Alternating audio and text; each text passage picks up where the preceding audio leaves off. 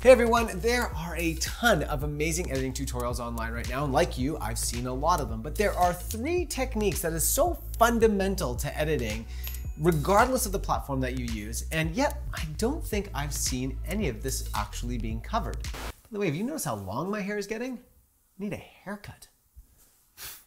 2 of these tips are something every professional editor does, and in fact, I learned them from someone who spent more than 40 years as a film and television editor. Yeah, 40 years, that's a long time. The third is actually something that I've seen iterations or versions of before, and I've just adapted to work for me and my workflow. So without further ado, let's get into it. Every day that you work on your edit, you absolutely must save it as a new file with a new name, preferably that day's date.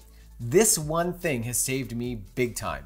If you build a whole sequence and then realize the sequence you had last week was better, you simply open up that day's file and cut and paste the sequence in. This has also helped me immensely when I've had, say, glitches in my timeline. There are literally a million ways in which this will save you. Also, it's a good idea to back up these project files, just like the redundancy of your footage. And my favorite way to do it is with Google Drive. Because project files are small, I can upload them to the drive and I can access them from anywhere at any time.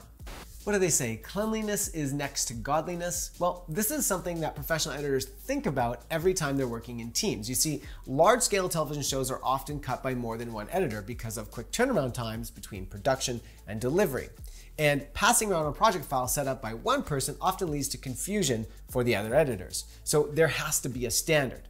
Now, you may not be working in teams, but this is a standard that will most certainly make your edits faster and make it a lot easier for you to finish your project. The key here is to not just organize everything in a bin, but also to make sure your sequences all go in a bin and that you asterisk your sequences so that it always populates at the top of the list.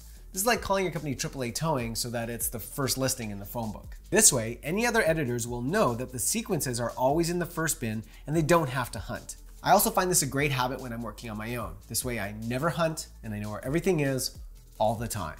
Number 3, this one is similar to having a paper edit or an edit decision list. When I start a new project, my first task after naming my clips is to preview the material and pull selects.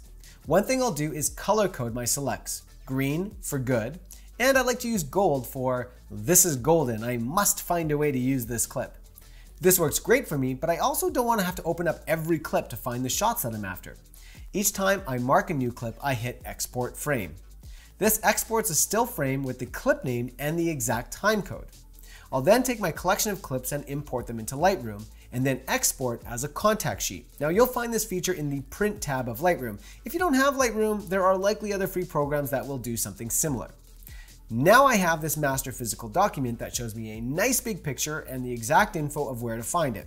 Gone are the hours of trolling your clips trying to find that particular select. And that's it, guys. If you have any suggestions or if there's any other professional editors out there that have any like-minded tips, please comment in the comment section below. And as always, please like and subscribe and follow us on all the social media places. We'd love to hear from you, and there'll be more videos like this coming out, so stay tuned.